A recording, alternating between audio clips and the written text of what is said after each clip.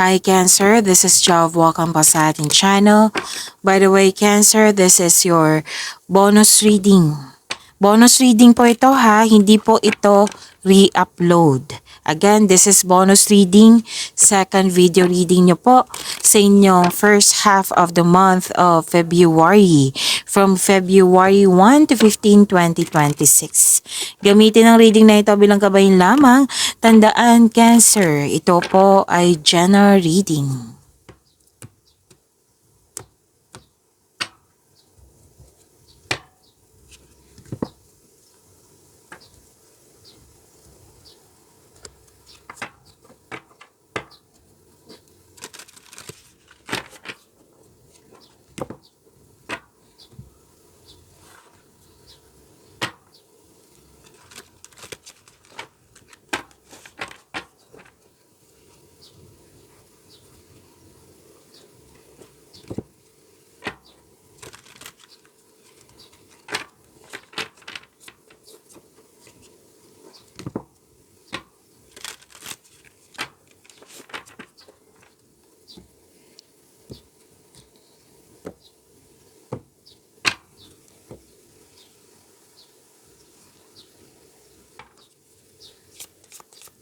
Maraming salamat po sa mga hindi nag-skip ng ads.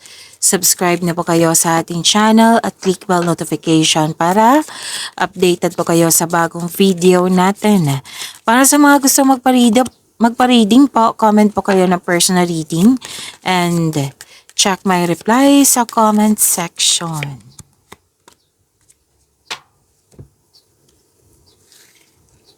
Cancer, may biglaang pagbabago po. A sudden change. Wow, may parating na malaking pera oh. Or importanteng news or information po. Malalaman mo din yung totoong intensyon ng isang tao sa iyo.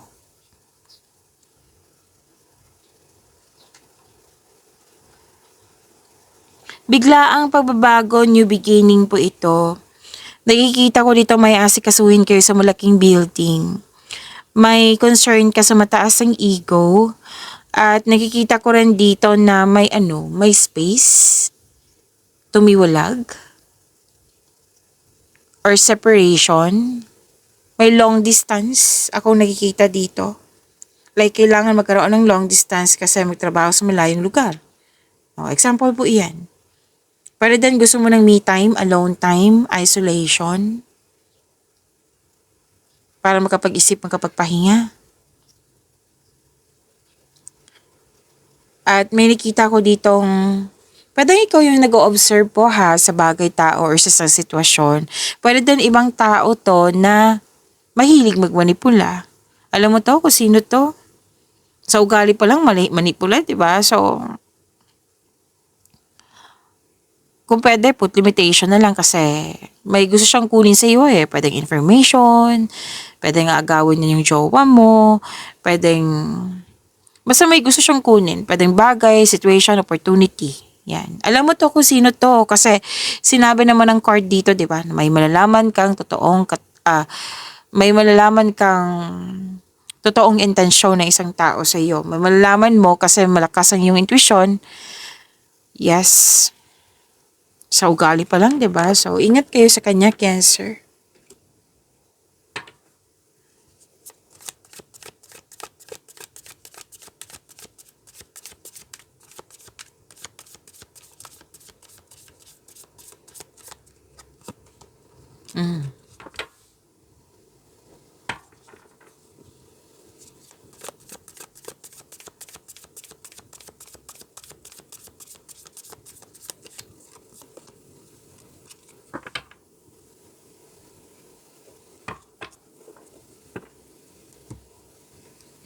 Andito din po siya, yung biglaang pagbabago po. Ang sinabi ng card nyo dito ha, at dito din sa tarot cards nyo. At ang sinabi ng card nyo dito na expect and expected. Sinabi din dito na huwag kayong mag-alala sa pagbabago na ito kasi makasuporta to sa inyong growth and expansion. So may sikretong mabubulgar. 'Diba sinabi din dito yung totoong intensyon. Kasi nga malakas ang iyong intuition. May sikretong mabubulgar which is shocking truth ito.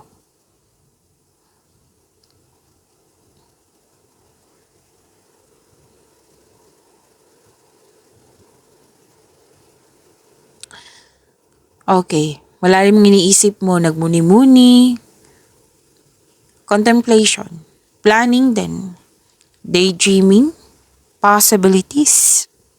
Nag-iisip ng mga plano pangarap sa buhay. Nag-iisip ka ng mga desires sa buhay.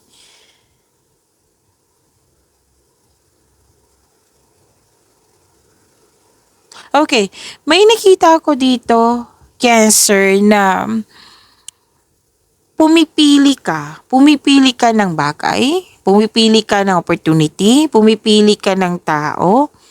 Kasi nakita ko dito, some of you, pumipili ng tao, like, pumipili ka kasi gusto mo yung mga taong totoo. Example, para maunawaan nyo. May maliligaw ka. Example lang po ito ha. May maliligaw ka or nililigawan mo. Tapos, marami sila. Iniisip mo dito kung sino yung right person na may genuine na love sa'yo. Yan. Kumbaga, select the best. Oo, Cancer. Mag-ingat lang po. Sabi ng card dito, mag-ingat kayo sa sobrang pag-iisip. Baka ito ay maghahatid ng pagkakalito. Baka mag-overthink ka niyan. Sobrang overanalyze. So, ingat lang. Hindi lang to sa ano ha, example, maraming case nito, basta pumipili ka. Like may mga offer sa'yo, so pumipili ka kung ano yung the best. Yan.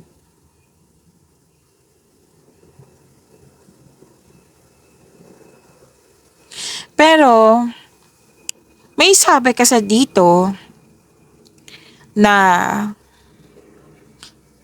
sa mga may relasyon to, may lumabas kasi dito na temptation. Maraming case ng temptation. Pwedeng bagay, pwedeng sitwasyon, pwedeng, di ba, committed. Temptation. So, pwedeng committed ka pero may nagustuhan ka. Pwede din na committed ka pero may nanligaw sa'yo. Or any kind of temptation. Pwede din naman itong like nag-iipon ka, naging stricto ka, tapos may natatempt ka sa bagong iPhone. Yan. Basta natatempt ka. Maraming case ng temptation po. Okay? Tapos kung sa relasyon to, na committed ka, naku, mas piliin niyo po yung inner peace kaysa sakit ng ulo. Pwedeng hindi ikaw to, pwede din siyang taong malapit sa'yo na nagkikwento sa'yo na natempt siya. Yan. Tapos worried ka sa kanya, concerned ka sa kanya, naapektuhan ka sa mga sinasabi at mga ginagawa niya. So, ingat sa temptation, okay?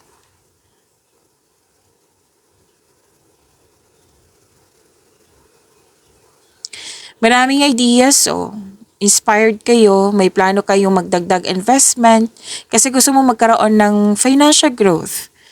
Kaya nga, mas lumawak yung ambisyon mo sa buhay. Gusto mo mag-level up, gusto mo ng promotion, kaya nga malalim ang iniisip mo dito.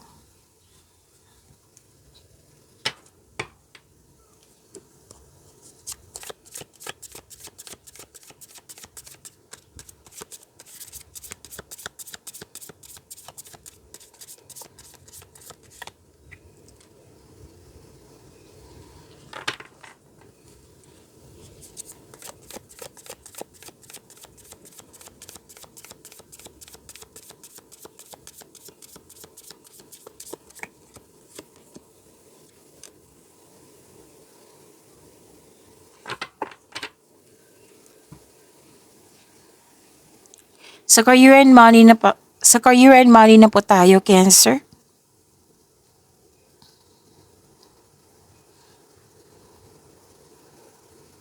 Ang ganda nito. Dalawang card po nagsabi dito na very hard worker ka. Like, hindi ka nagsasayang ng oras. Oo, productivity ang nakikita ko po dito, Cancer. At binigyan mo talaga ng halaga. Like, ingat na ingat ka sa mga naipon mo, sa pera mo, sa trabaho mo, sa posisyon mo. Tapos may mga bagong experience ka dito eh. Bagong kasanayan, bagong kaalaman. Tapos gustong gusto mo yung mga ginagawa mo. Yung mahal na mahal mo talaga yung trabaho mo. Tapos, ang ganda nito kasi tagumpay ito sa kaperahan. Itong dalawang card na ito. Tagumpay sa kaperahan at resulta sa inyong pagiging productive ay taas ng tagumpay. Lalo na sa kaperahan niyo po. Ang sinabi ng card dito, patuloy mo lang magsumikap, keep up the great work.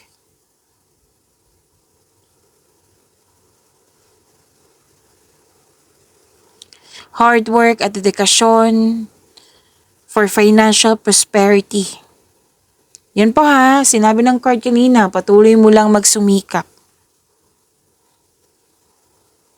Some of you, di ba may sinabi kanina, bagong kasanayan, bagong kaalaman. It might be balik-aral kayo or self-study ito. Pwede din, nagpa-enroll kayo sa, anong tawag nito, workshop, seminar, or literal sa school.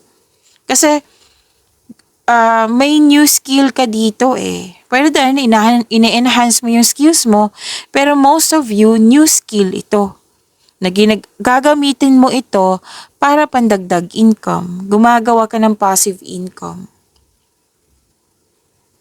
Alam nyo ba, ang sinabi ng card dito, kung ano man tong pinapractice mo, kung ano man tong sinistudy mo, yung naglaan ka talaga ng time, effort yan, naglaan ka ng oras, magbibigay yan ng abundance sa'yo.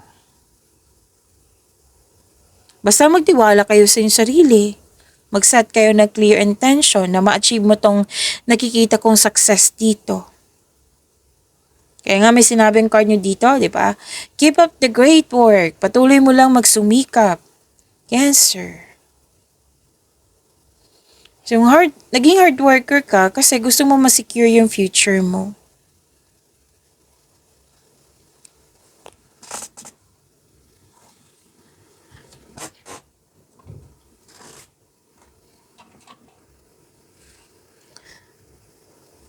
Nagkaroon ng growth dahil nagbigay ka ng pasensya. Sa mga naiinip dyan, habaan niyo po yung pasensya niyo. Kasi tsak naman po yung growth ang ibibigay talaga sa iyo. Ibibigay talaga to sa iyo. Kasi masipag ka. Some of you, nakamit na tong growth na ito. Some of you, wini-workout nyo. Tinatrabaho nyo talaga. So, itong situation nyo ngayon, kailangan ng mahabang pasensya. Kung naiinip ka, baka excited ka. Pero doon naiinip kasi pagod ka. Kung pagod, magpahinga. Para pagbalik mo, productive ka na naman ulit.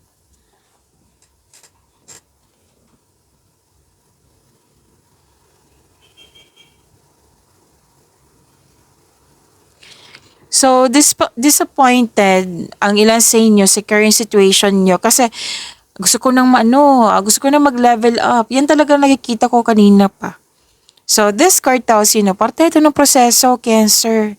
Basta have faith. Sabi ng card ha, have faith. Patuloy mo lang yung pagsisikap mo, pagsisipag mo sa trabaho. Dahil, check naman, ma-achieve mo yung gusto mo. Posisyon ba yan? Kasaganaan ba yan? So, ang kailangan po, stay patient, stay positive, and be grateful. Malapit mo nang mahawakan. I consider this harvest eh. Basta wag mag-give up. Huwag kayong magsabi ng hindi nakakabuti sa inyong sarili ha, lalo na sa kayo yung money nyo. Like yung sinabi ko na parati kong sinasabi sa inyo na importante talaga yung positive affirmation. Kaya ko to, magagawa ko to, magiging successful ako. Huwag kayong magsabi ng hindi nakakabuti sa inyong sarili. Kasi powerful talaga yung words, lalo na nire-recite nyo. So siguraduhin positive affirmation yan. Okay?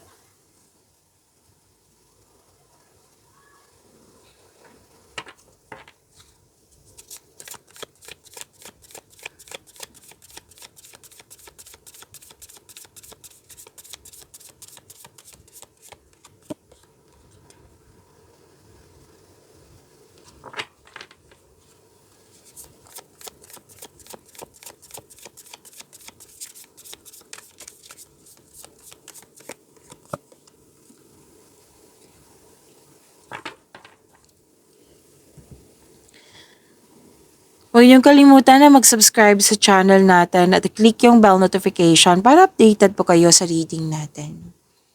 Marami tayong February video reading ha. Sa mga hindi pa nakapanood dyan, hanapin niyo po dito sa channel natin. Marami po talagang February video reading nyo. Cancer.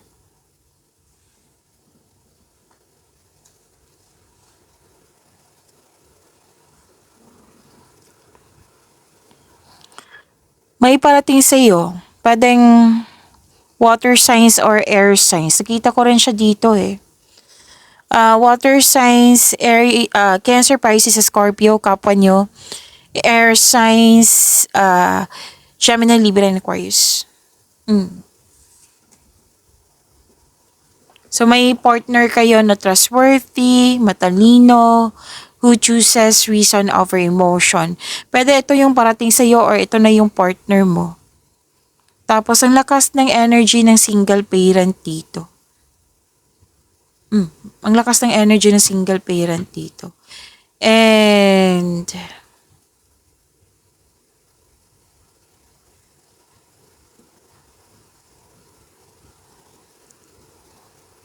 okay, may natutunan po na may realization about sa mga nangyari sa nakaraan.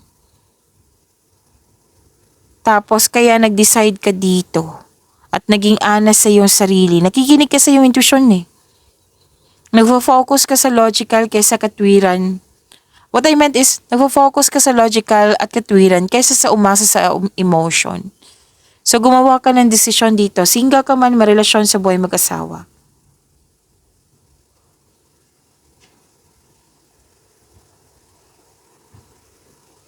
Oh, dalawang card kasi nagsabi dito eh. Malakas ang intuition, di ba? Sinabi ko din dito. At dito din. Malakas ang iyong intuition. So, take these chances. Andito na naman. Dalawang card pa mismo nagsabi dito na may malakas ang energy ng feminine. Feminine energy to eh.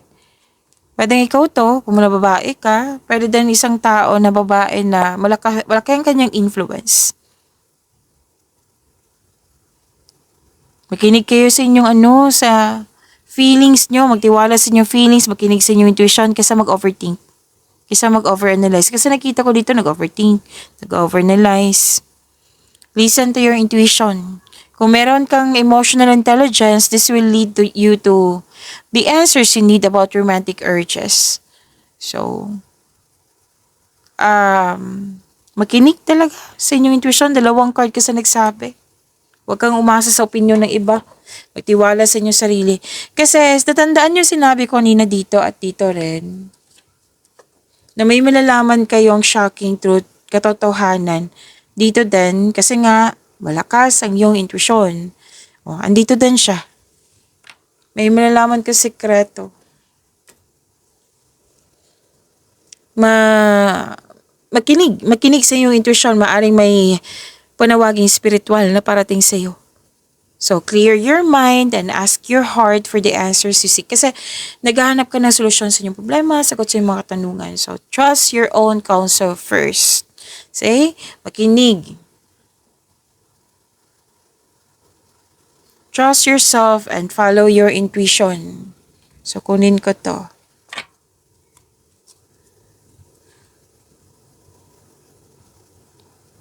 Sabi din dito, nag-spend time ka sa mga taong nagbigay ng inspiration and motivation sa iyo.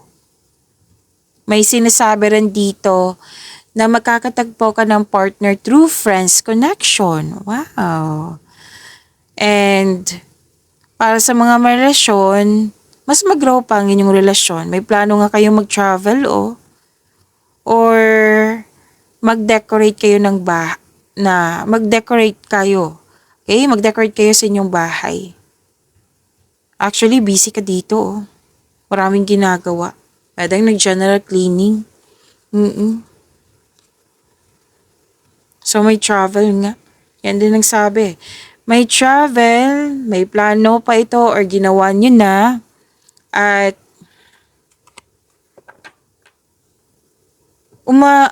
umiwas kayo sa mga taong tanong ng tanong sa'yo kasi mukhang naiirita ka eh.